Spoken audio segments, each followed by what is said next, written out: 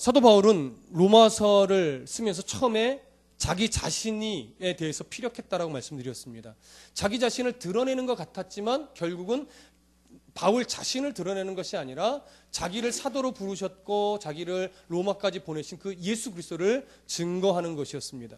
그리고 나서 이방인들의 죄에 대해서 낱낱이 이야기하고 그들이 왜 어쩔 수 없는 죄인인가, 그것에 대해서 그들의 죄성을 다 드러냈습니다. 그 중에 가장 큰 것이 바로 동성애적인 문제였죠. 그리고 나서 시선을 유대인으로 돌리면서 유대인들이 율법을 갖고 있다라고 하지만 그 율법이 절대 구원에 이르는 어떠한 구원의 티켓이 될 수는 없다라고, 율법 때문에 구원을 받는 것은 아니라는 것을 말씀을 드렸습니다.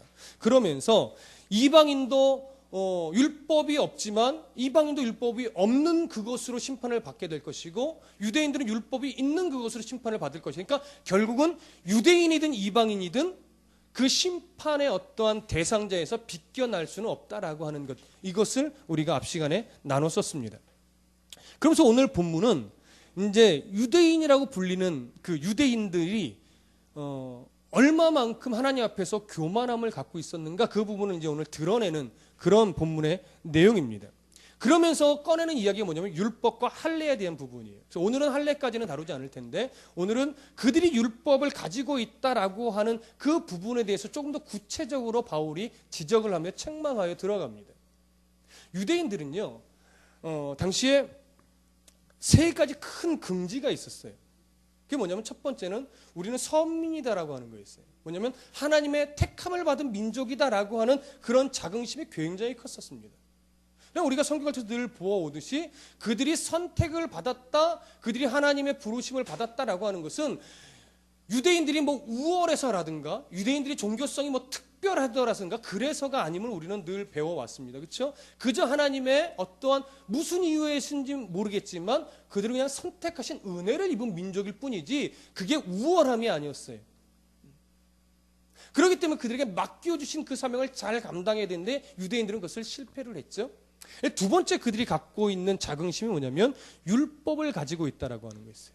하나님이 우리에게 주신 율법이다. 하나님 우리에게 맡겨주신 최고의 법을 우리만 갖고 있다라고 하는 것이었어요.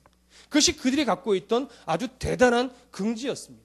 그리고 세 번째 긍지는 뭐냐면 우리는 할례 받은 민족이다라고 하는 거예요. 하나님 앞에서 할례 받은 민족. 이것이 얼마나 이 자긍심들이 특별했었는지 유대인 남자들은요, 하루 아침에 이제 기도할 때 특별히 내가 이러이러해서 감사합니다라고 하는 감사의 내용이 크게 세 가지가 있는데, 하나는 뭐냐면 유대인 남자로 태어나서 감사합니다라고 하는 거예요. 여자로 태어나지 않은 걸 감사했어요. 참 웃기죠? 오늘 생각하면 웃기지만 당시의 시각으로는 이게 굉장한 거였어요. 유대인 남자로 태어나서 감사합니다. 그 다음에 두 번째는 할례 받지 않은 이방인으로 태어나게 해주셔서 감사합니다. 그러니까 세 가지였어요. 유대인 남자로 태어나서 감사합니다. 여자로 태어나지 않게 해주셔서 감사합니다. 할례 받지 않은 이방인으로 태어나지 않게 해주셔서 감사합니다. 그러니까 이 감사의 기도 내용만 봐도 유대인들이 얼마나 자기 나름대로의 자긍심을 갖고 있었는지 우리는 엿볼 수 있습니다. 그러나 그 자긍심이 하나님이 보실 때도 옳은 것이었냐? 그렇지는 않았다라고 하는 거예요. 하나님이 인정하는 자긍심은 아니었지만 그들 나름대로 자기들만의 어떤 자긍심으로 그것을 삼고 있었다라고 하는 거예요. 그러나 오늘 바울은 그 부분들을 하나하나 아주 적나라하게 책망하고 지적을 하고 있습니다. 이런 17절부터 20절 한번 다 같이 읽어보겠습니다. 17절부터 20절 시작. 유대인이라 불리는 네가 율법을 의지하며 하나님을 자랑하며 율법의 교훈을 받아 하나님의 뜻을 알고 지극히 선한 것을 분간하며 맹인의 길을 인도하는 자요 어둠에 있는 자의 빛이요 율법에 있는 지식과 지식의 모본을 가진 자로서 어리석은 자의 교사요 어린아이의 선생이라고 스스로 믿으니. 자, 여기 보면 처음에 17절 시작할 때 이렇게 말하죠. 유대인이라 불리는 네가. 이것은 쉽게 풀으면 이거예요. 유대인이라고 네가 주장하고 유대인이라는 자긍심을 갖고 있다면서 너는 왜 그 이름에 맞게 살지 않고 있느냐라고 하는 그런 바울의 어떤 그 어필이 이 말 안에 담겨 있는 거예요. 너는 유대인이라고 하고 너는 율법을 받았다고 하고 너는 선민이라고 하는 자부심을 갖고 기도까지 하면서 너는 그 유대인이라는 이름에 맞는 삶을 왜 살지 않니? 바울의 지적은 그거죠. 그러나 유대인은 그렇게 생각해요? 아니죠. 유대인은 뭐라고 스스로 생각해요? 율법을 우리는 의지하며 하나님을 자랑하는 민족이다 이렇게 생각하는 거지. 그리고 율법의 교훈을 받아서 하나님의 뜻을 안다 우리는 이렇게 생각하는 거죠. 그리고 지극히 선한 것을 우리는 분간할 줄 안다. 그리고 우리는 맹인의 길을 인도하고 있다. 우리는 어둠에 있는 자의 빛이다. 율법에 있는 지식과 진리의 모본을 가진 자다. 어리석은 자의 교사의 어린아이의 선생이다. 그들은 이렇게 생각하는 거예요. 그러니 지금 바울의 지적이 사실은 유대인들 안에 가슴 깊이 다가오지는 않을 거라는 거죠. 그러나 바울은 그 부분을 정확하게 지적합니다. 바울이 끄트머리에 뭐라고 말해요? 스스로 그렇게 믿으니. 이 말은 뭐예요? 너희들이 이렇다고 착각하고 있으니 이렇게 말하는 거예요. 그러니까 이 부분을 우리가 좀 파헤쳐 볼 필요가 있는데 바울이 왜 이렇게 착각하다라고 하느냐? 우선 먼저 생각할 것은 지금 율법의 교훈을 율법에 있는 지식과 이렇게 율법을 자꾸 꺼내놓고 있죠. 그것은 율법이 잘못됐다라고 하는 것이 아니라 유대인들이 이스라엘 백성들이 바라보고 있는 율법관이 잘못됐음을 지금 지적하는 거예요. 무슨 느낌인지 아시죠? 오늘날도요. 우리가 이 성경을 우리가 늘 경전으로 읽고 정경으로 읽고 하나님의 뜻으로 우리가 이걸 읽어내지만 많은 사람은 아니지만 여러 그 기독교인이라고 불리는 사람들이 성경을 내가 몇 독을 했습니다. 뭐 몇백 독을 했습니다. 말하지만 실제로 그렇게 읽은 것만큼의 그리스도인다운 삶이 있느냐라고 볼 때는 그렇지 못한 사람이 꽤 많다라고 하는 거예요. 그래서 세상 속에서 그들이 그리스도인답지 못하게 말을 하고 내가 교회에 다닙니다. 내가 목회자요. 내가 권사요. 장로요. 그리고 내가 무슨 교회에서 이렇게 봉사하는 사람이요. 내가 어느 교회 다니는 성도요. 말은 하지만 실제로 그에 해당하는 말과 행실과 어떤 섬김과 희생과 낮아짐이 없으니까 어떻게 돼요? 그러고도 네가 그리스도인이야? 이런 소리를 듣게 되죠. 그게 오늘 이 율법관이 잘못된 것처럼 성경관이 잘못되는 것이고 성경에서 말하는 하나님의 뜻을 잘못 이해하고 오해하고 변질되게 믿고 바라보기 때문에 그렇습니다. 그러니까 우리가 지금 우리 속에서 계속해서 깨트려야 되는 것이 뭐냐면 내가 고정관념으로 잘못 가지고 있던 성경관, 성경 속에서 잘못 깨닫고 있던 신앙의 변질된 요소들, 이런 요소들을 하나하나 찾아서 뭐하는 싸움을 해야 돼요? 끊어내는 싸움을 해야 되는 거예요. 그러니까 누가 성숙한 신앙인이냐라고 말할 때 성경을 많이 읽는 것도 아니고 교회를 자주 나오는 것도 아니고 봉사를 많이 하는 것도 아니고 말씀을 근거로 해서 내 신앙이 그리스도인답지 못하고 또 미신적이고 이런 요소들을 하나하나 말씀을 근거로 찾아서 끊어내는 싸움을 열심히 하는 성도, 그 성도가 성숙한 성도예요. 그러니까 그런 성도가 많이 늘어나야 되고 그러한 교회가 빨리빨리 많이 세워져야 돼요. 그러니까 지금도 보이지 않고 드러나지 않는 곳에는 너무나 좋은 교회도 많고 너무나 좋은 성도들이 너무 많아요. 근데 세상 속에 자꾸 드러난 교회와 드러난 성도는 누구예요?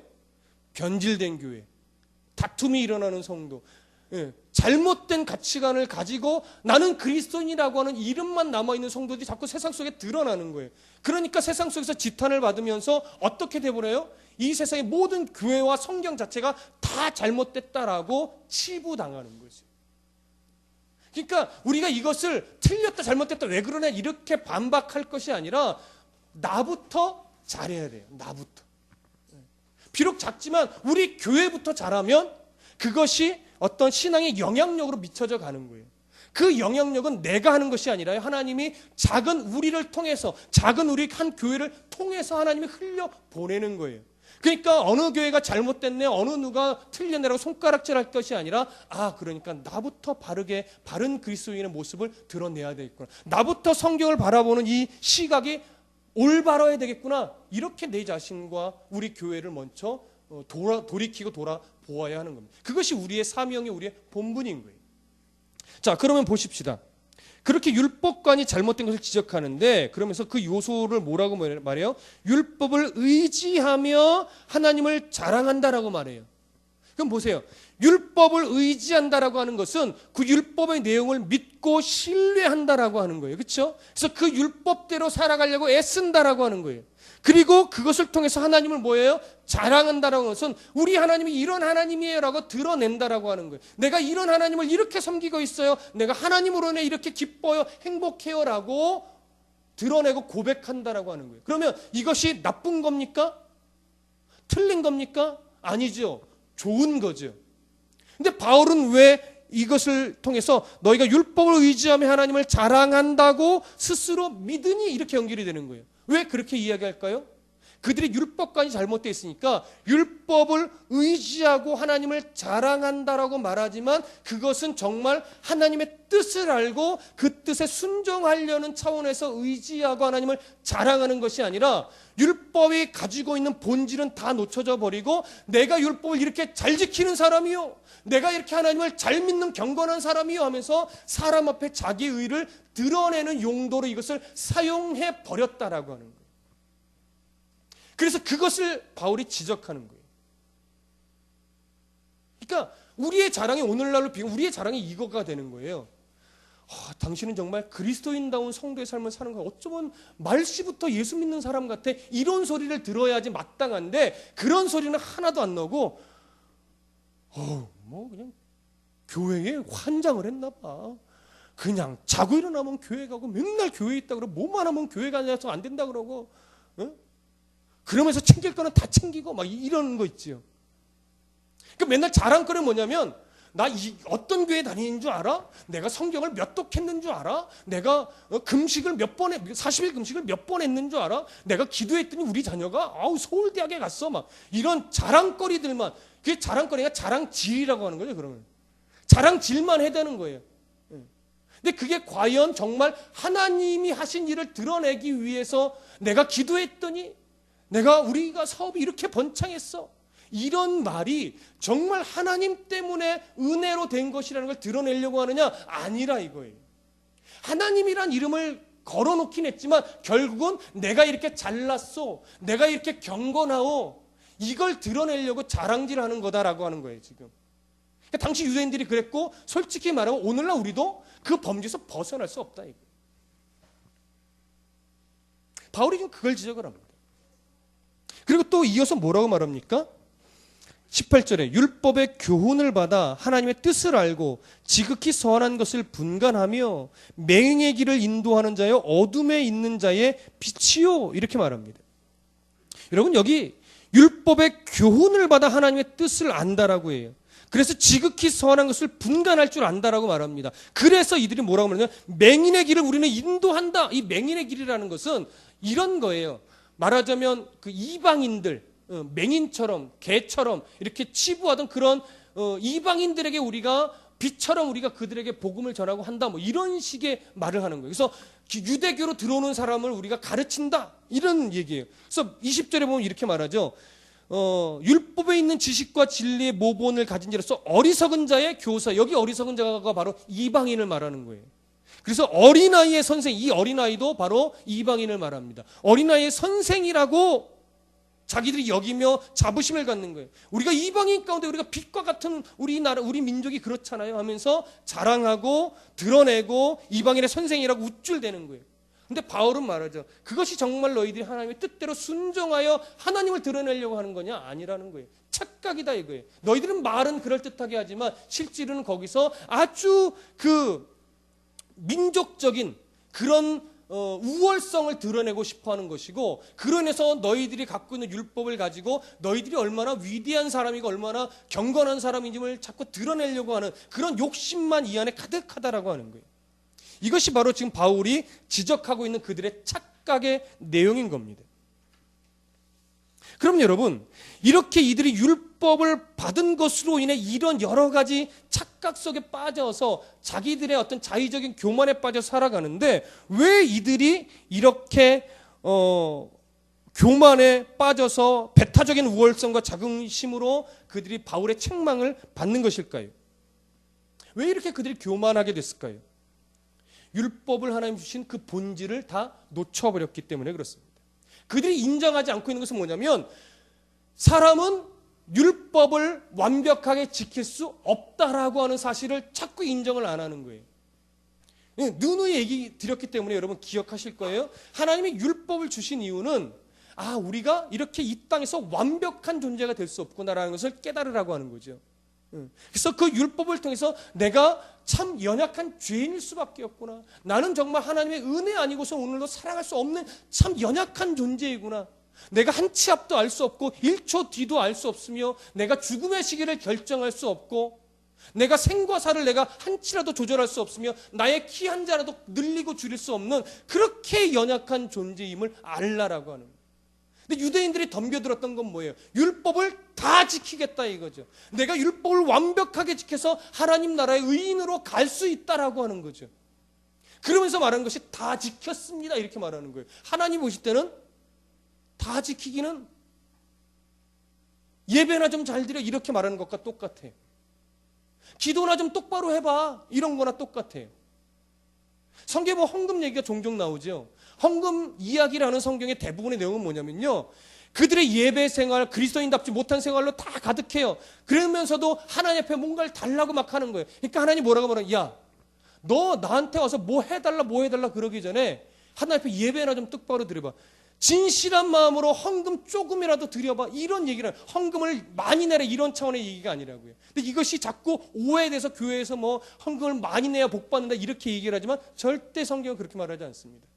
진실한 마음으로 1,000원 한 장을 내더라도 하나님을 사랑하는 마음으로 내봐. 그것도 못하면서 네가 무슨 하나님의 복을 구하고 하나님에서 뭔가를 하겠다고 네가 드림이 있느냐, 뭐 이런 책망을 받는 거죠. 여러분, 세계 선교를 꿈꾸고 이 나라와 이 민족을 바꾸겠다는 꿈을 꾸기 전에 여러분 소소한 일상 속에서 먼저 그리스도인이 되십시오. 말투에서부터 그리스도인이 되셔야 됩니다. 이웃과의 관계 속에서 먼저 그리스도인이 되셔야 돼요. 그것도 못하면서 나라와 민족을 위해서 말이 안 되는 거예요. 말이 안 돼요. 어려운 이웃 조금이라도 도와줄 줄도 모르고 맨날 내 이익만 챙기면서 어찌 뭐 세계 선교, 나라와 민족, 기도는 거창하게 하는데 삶의 작은 부분은 다 놓치고 있는 거죠. 유대인들이 사실 그런 거예요. 유대인들의 삶이 그런 거예요. 자기는 선민이다, 율법을 가졌다, 할례하는 민족이다라고 말은 하지만 정말 하나님이 뭘 원하신지는 다 놓쳐버린 거예요. 내가 얼마나 죄인인지를 다 놓쳐버린 거예요. 그게 바로 이들이 책망받는 가장 큰 이유입니다. 21절 보십시오. 21절 22절 함께 읽어봅니다. 시작. 그러면 다른 사람을 가르치는 네가 네 자신은 가르치지 아니하느냐? 도둑질하지 말라 선포하는 네가 도둑질하느냐? 간음하지 말라 하는 네가 간음하느냐? 우상을 가증히 여기는 네가 신전 물건을 도둑질하느냐? 이것이 그들의 삶에 적나라하게 드러났던 문제인데 21절에 다른 사람을 가르치는 내가 네 자신은 가르치지 아니하느냐? 도둑질하지 말라 선포하는 내가 도둑질하느냐? 이렇게 말합니다. 여기서 말하는 도둑질 또 간음이라고 하는 것은 도덕적이고 윤리적인 차원의 도둑질이나 간음을 말하는 것은 아닙니다. 영적인 차원의 어떤 도둑질을 말하는 것이고 영적인 차원의 간음을 말하는 겁니다. 하나님이 받으셔야 될 영광을 사람 앞에서 자기가 다 가로채는 거, 이것이 다 하나님 보실 때는 도둑질인 거예요. 그런 영적인 차원을 지금 말하는 거지만 유대 문헌을 참고해 보면 실제로 당시 이 유대인들이요 도덕적으로도 굉장히 악했어요. 유대 지도자들부터 훔치는 것이 일수였다라고 합니다. 유대 문헌에 보면 그렇게 나와 있어요. 그리고 여기 보면 우상을 가증히 여기는 내가 신전의 물건 도둑질하느냐 이렇게 말했는데 이것은 뭐냐, 어떤 걸 말하냐면 예수를 섬기는, 하나님을 섬기는 성전에서 뭔가를 훔쳤다라고 하는 것이 아니라 우상을 섬기는 이방인의 신전에 들어가서 하나님의 이름으로 우상을 섬기는 신전에 있는 물건을 훔치는 것은 죄가 안 된다 이렇게 생각을 갖고 있었대요. 그러니까 이방인의 신전에 들어가서 하나님의 이름으로 내가 저걸 가져가야지 하고서 훔쳐와서 자기 마음대로 사용을 했다라고 하는 거예요. 이게 얼마나 앞뒤가 안 맞고 하나님의 뜻을 염두에 두지 전혀 않은 거예요. 그러니까 하나님의 뜻과 상관없이 자기들이 그렇게 다 만들어 놓고 이게 옳은 거야 이렇게 해놓는 거죠. 여러분 정말 우리는 생각하고 판단해 봐야 됩니다. 내가 그동안 살아왔던 흔적이 정말 하나님이 인정할 만한 삶의 흔적인가? 그런 것도 우리가 늘 점검해 보셔야 돼요. 예. 우리가 수없이 예배를 드려오지만 정말 하나님이 받으실 만한, 하나님이 기뻐하실 만한 예배는 몇 번이었던가? 그렇죠? 내가 늘 헌금하고 하나님 앞에 때로는 11조로 때로는 감사헌금으로 이렇게 하나님 앞에 드리지만 내가 열심을 내서 즐거이 드리긴 했지만 정말 하나님이 받으실 만한 헌금은 몇 번이나 됐던가? 우리 그것도 생각해 보셔야 돼요. 봉사를 하고 희생을 하고 뭐 주방 봉사로 또 교회 청소로 여러 가지 봉사를 했지만 정말 그 봉사가 하나님이 기뻐할 만한 봉사인 거 우리가 늘 돌아보셔야 돼요. 그런 점검이 없으면 오늘 우리도 이런 식의 어떤 그 책망을 우리도 받을 수 있다라고 하는 거예요. 그러나 여기서 가장 큰 책망은요, 목회자에 대한 책망이 커요. 유대 지도자들에게 대한 책망이 여기서는 더 많이 있습니다. 그러니까 지도자들이 먼저 책망을 받아야 되고 그 지도자들의 영향을 받아 살아가고 있는 그 다음에 백성들이 책망을 받는 거예요. 그러니까 오늘날 한 교회의 목회자가 먼저 이 말씀에 꼬꾸라지고 회개하고 돌아서야죠. 바르게 일어서야죠. 그리고 그 목회자와 함께 성도들도 마찬가지로 회개하고 돌이켜서 정말 그리스도인다운 성도로 일어나야 되는 겁니다. 오늘 그것을 가르칩니다, 바울이. 23절, 24절 우리 마지막으로 한번 보겠습니다. 시작. 율법을 자랑하는 네가 율법을 범함으로 하나님을 욕되게 하느냐? 기록된 바와 같이 하나님의 이름이 너희 때문에 이방인 중에서 모독을 받는도다. 여기 보면 율법을 자랑하는 네가 율법을 범함으로 하나님을 욕되게 하느냐 이렇게 말합니다. 율법을 자랑하는 유대인들의 삶을 이렇게 보면 실제로는 율법을 온전하게 지키는 게 다 실패했죠. 율법을 줌으로 말미암아 너희들이 정말 이방인의 빛이 되어져야 되고 이방인들을 예수께로 인도하는 그 축복의 통로 역할을 해야 된다라고 하나님이 사명을 줬지만 그 역할에 다 뭐예요? 실패했어요. 그래서 그들을 다시금 세우기 위해서 하나님이 어떤 일을 벌이셨죠? 그들을 포로, 나라를 멸망시켜서 포로로 끌려가게 했습니다. 바벨론의 포로로, 아수르의 포로로, 그리고 신약시대에 와서는 로마 제국의 속국으로. 그러므로 인해서 이방인들한테 무슨 일을 당해요? 손가락질 당하죠. 어떻게? 야, 니들의 하나님은 어디 갔냐 이런 거죠. 니들의 하나님은 창조주라며, 니들의 하나님은 뭐 대단하다며, 니들이 율법을 가졌다고, 니들이 할례를 받았다라고 말하면서 이방인들 가운데 유대인의 하나님이 뭐예요? 조롱을 당합니다. 비웃음을 당합니다. 모독을 당합니다. 그래서 오늘 본문은 1차적으로는 그런 포로된 이스라엘의 모습을 드러냅니다. 그러면서 이방인들 가운데 유대교는 늘 어떻게 치부당했냐면 역겨운 종교로 치부당했어요. 왜? 그들의 독선이거든요. 세상이 볼 땐 독선이에요. 세상이 볼 땐 너무나 배타적인 종교예요. 그 당시 세상은 어떤 신관이죠? 다신사상이에요. 최대한 많은 신을 섬기고 많은 신들 중에서도 강한 신을 많이 섬길수록 부자고 강하다고 여겼어요. 근데 이스라엘은 오로지 여호와 하나님 한 분만을 섬기죠. 그러다 보니까 비웃음이 되는 거예요. 거봐, 니들 신 하나밖에 섬기지 않더니, 거봐, 니들의 하나님 무슨 힘이 있냐? 기껏해야 포로밖에 되지 않았어. 기껏해야 속국이잖아. 그러면서 뭘 너희들이 그렇게 이방인들을 우습게 여겨? 야, 니들의 종교는 참 역겹다라고 하면서 모독을 당하는 거지. 그러나 그들이 만약에 율법을 지켜내고 하나님이 원하시는 대로 율법을 바르게 알고 그대로 겸손하게 하나님의 뜻을 실천하며 살아냈다면 하나님이 이스라엘 백성들을 정말로 이 세상의 복음의 빛의 역할로, 축복의 통로 역할로 우뚝 세워 놓으셨을 거예요. 그렇게 되면 이방인들이 이스라엘을 바라보면서 하나님 앞으로 나올 수 있는 그런 역사가 일어났겠죠. 그것이 실패하니까 어떻게 돼요? 이방인들 가운데 하나님이 모독을 받는 거예요. 오늘날도 똑같습니다. 오늘날은요, 딱 이런 케이스예요. 제가 이 말씀을 주면서 이렇게 생각을 해봤어요. 아이고, 차라리 예수 믿는다고 말이나 하지 말지. 우리 이런 상황들이 종종 연출되지요. 그런 상황들이 예수 믿는다고 말이나 하지 말지. 왜 예수 믿는다고 하면서 꼭 저짓거리를 해야 되는 거야? 꼭 저렇게 말해야 되는 거야? 꼭 저렇게 행동해야 되는 거야? 이런 모습들. 그것으로 인해서 세상은 모든 교회를 욕을 하고 모든 목사를 욕을 하고 모든 성도를 욕을 합니다. 사실 욕먹어 마땅합니다. 욕먹기에 충분합니다. 그것이 틀렸다, 왜 그러느냐, 왜 다 싸잡아서 그러는가, 이렇게 말할 수 없습니다, 여러분. 우리가 회개하고 우리가 반성하고 우리가 돌이켜야 됩니다.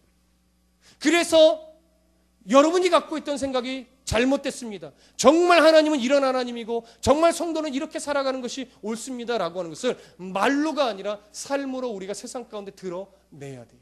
그게 우리의 사명이에요. 여러분이 목사가 되지 않아도, 여러분이 해외 선교를 나가지 않아도, 여러분 큰 꿈을 꾸지 않아도 우리 안에 하나님 앞에서 이런 사명은 기본적으로 하나님이 맡겨주신 거예요. 모든 성도가 마찬가지입니다. 예외일 수 없습니다. 그 삶을 먼저 살아내야 하는 거예요. 그 삶이 먼저 될 때 하나님이 우리의 삶을 기뻐하십니다. 예전에는 예수 믿는 대통령이라고 하면서도 불상 앞에 절을 하고 표를 구걸하는 모습도 있었습니다. 예수 믿는 사람이 법정 싸움을 싸우는 일도 되게 많았습니다. 오죽하면 얼마나 그것이 세상 사람들보다 타협이 안 나면 판사가 당신들 예수 믿는 사람이잖아요, 좀 양보하고 합의 좀 봐보세요 할 때 정말 타협이 안 되는 사람들이 기독교인들이래요. 그 중에서도 더 타협이 안 되는 사람이 누군지 아십니까? 목사들이래요. 목사들은요 절대 타협이 없대. 한 사람이 죽어야만 그 분쟁이 끝난대. 목사가 목사답지 않은 거죠. 성도가 성도답지 않은 겁니다. 교회 안에서 일어난 분쟁만큼 조율하기가 힘든 분쟁이 없대요. 이게 바로 세상 속에서 하나님을 모독되게 만드는 수많은 행위들입니다. 우리는 아니라고요? 여러분은 아니라고요? 저는 아니라고요? 아니요, 천만의 말씀이에요. 잘 돌이켜 보십시오. 우리들 안에 그런 흔적들이 참 많이 있습니다. 정도의 차이가 있을 뿐이지. 하나님은 그런 것들을 찾아내서 끊어내라고 하는 거예요. 자신은 열심히 예수 믿는다고 하는데, 자신은 열심히 교회를 섬기고 봉사한다고 하는데, 근데 가족들에게, 그 다음에 형제들에게, 그리고 이웃들에게, 그리고 직장 동료들에게 예수 믿는 자로서 인정을 못 받는 성도가 꽤 많이 있습니다. 여러분, 가족들에게 인정받는 그리스도인이 되셔야 됩니다. 형제에게 인정받는 성도가 되셔야 돼요. 이웃들에게 인정받는 그리스도인이 되셔야 돼요. 직장 동료에게 인정받는 기독교인이 되셔야 돼요. 그거 안 되면 아무리 봉사 많이 해도 뭐 단기 선교를 나가네, 뭘 하네, 다 의미 없습니다. 그것이 되고 그것과 함께 다른 것들이 같이 가셔야 돼요. 여러분, 신앙이라고 하는 것은 내가 죽어 예수가 사는 겁니다. 내 이익과 내 욕심이 포기되어지고 그래서 예수가 사는 것이 신앙이에요. 그로 인해서 한 영혼이라도 주님을 보게 만드는 삶을 살아간다면 그것이 정말 율법의 본질을 알고 지켜가는 사람의 모습이 되는 겁니다. 예수 믿는다고 하는데 다른 것 하나도 없다면, 예수를 믿는다고 하면서도 다른 모습이 없다면 세상 속에서 우리는 모독을 받습니다. 교회가 기업화가 되고 목회자가 어떤 CEO화, 최고 경영자화 되어가는 이 시대에 있습니다. 여러분, 교회는 기업화가 돼서는 안 됩니다. 목사가 어떤 최고 경영자와 같은 모습이 되어서는 안 됩니다.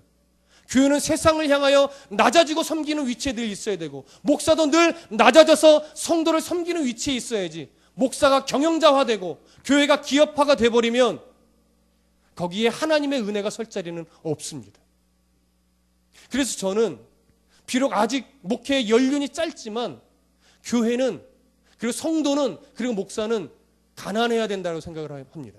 근데 가난하다라고 하는 것이 단순히 돈이 없는 가난을 말하는 것이 아니라 돈이 있어도 그래도 어느 정도 가난한 모습으로 살아가야 된다고 생각을 합니다. 그 가난한 모습이라는 것은 뭐냐면 그리스도인다운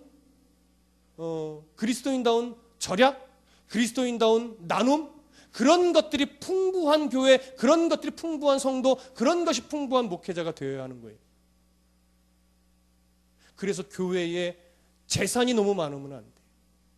교회가 하나님의 방법대로 그 교회에 하나님의 은혜 안에서 드려진 헌금과 모든 예물들이 바르게 곳곳에 필요한 곳에 쓰여져야 돼요.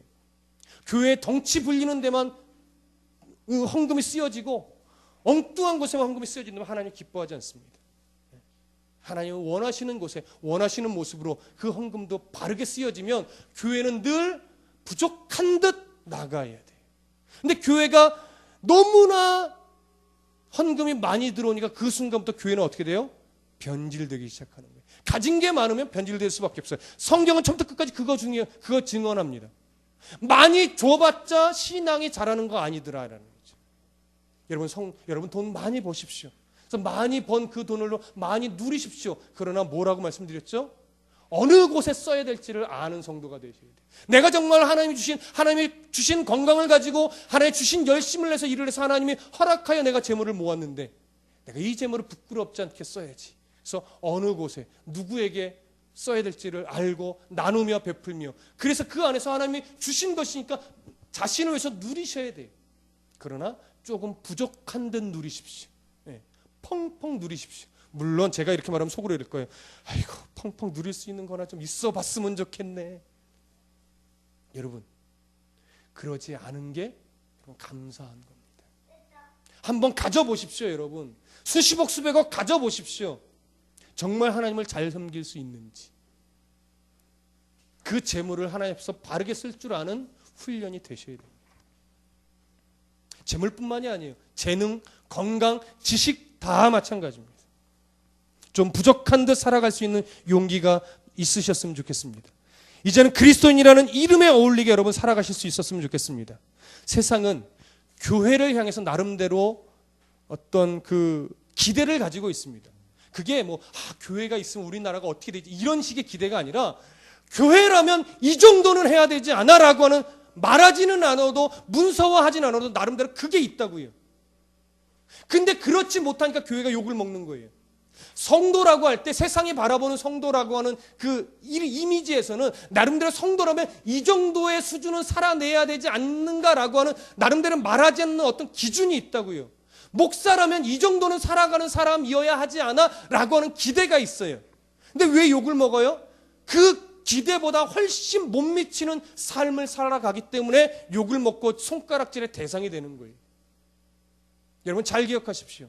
교회는, 성도는, 목회자는 세상에 거는 기대보다 더 높은 차원으로 살아내셔야 합니다. 그래서 어려운 거예요. 세상이 기대하는 것만큼이라도 하면 좋겠지만 성경이 말하는 것은 그 이상의 삶을 살아내라고 하는 거예요.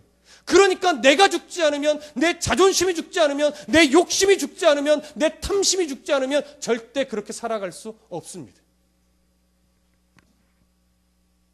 여러분, 예수를 대충 믿고 싶으시면 말씀을 읽지 마십시오. 그냥 편하게 다니십시오. 기도도 안 하셔도 됩니다.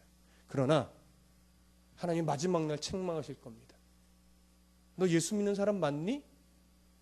근데 흔적은 하나도 없다? 예수님을 바로 믿고 싶으십니까? 여러분, 힘겨운 삶입니다. 불편한 거 굉장히 많습니다. 억울할 때도 있습니다. 근데 내가 예수 믿기 때문에 참으셔야 되고, 내가 예수 믿기 때문에 누르셔야 되고, 내가 예수 믿기 때문에 포기해야 돼요. 그게 훈련이 안 되면 참 힘들어요. 훈련이 되면요, 포기하는 기쁨을 배우게 됩니다. 예수님 때문에 참는 즐거움을 배우게 돼요. 예수 믿기 때문에 내가 누르고 낮아지고 섬기고 베풀고 손해를 기꺼이 감내하는 그 은혜를 배우게 된다고요. 그러면 우리가 갖고 있는 이 소망의 가치가 참으로 크기 때문에 하나님 억울해요 이런 소리 안 할 수 있습니다. 우리가 종종 억울해요라고 하는 것은 뭐냐면, 내가 참고 견뎠는데 하나님 내게 해주신 것이 뭐예요? 라고 하는 그런 기대가 있는데 그 기대만큼 하나님 안 해주시니까 억울해요가 나오는 거예요. 그러나 우리 하나님은 우리를 억울하게 만드시는 분이 아닙니다. 여러분, 사모하십시오. 내가 포기하는 기쁨을 배울 수 있게 해달라고 기도하십시오. 내가 내 자존심을 누르는 즐거움을 배우게 해달라고 기도하십시오. 내 속에 있는 화와 분을 기꺼이 예수님 때문에 땅에 버릴 수 있는 그 용기, 손해를 즐거이 감수할 수 있는 그 믿음의 담대함, 이 기쁨을 갖고 누리게 해달라고 여러분 기도하십시오. 그리고 그 싸움을 하십시오. 그것이 율법의 본질을 지켜내는 성도의 모습인 겁니다. 유대인들은 이것에 실패했지만 오늘 예수 믿는 저와 여러분들만큼은 이것에 늘 승리하며 살아가실 수 있기를 간절히 소원합니다. 기도하겠습니다.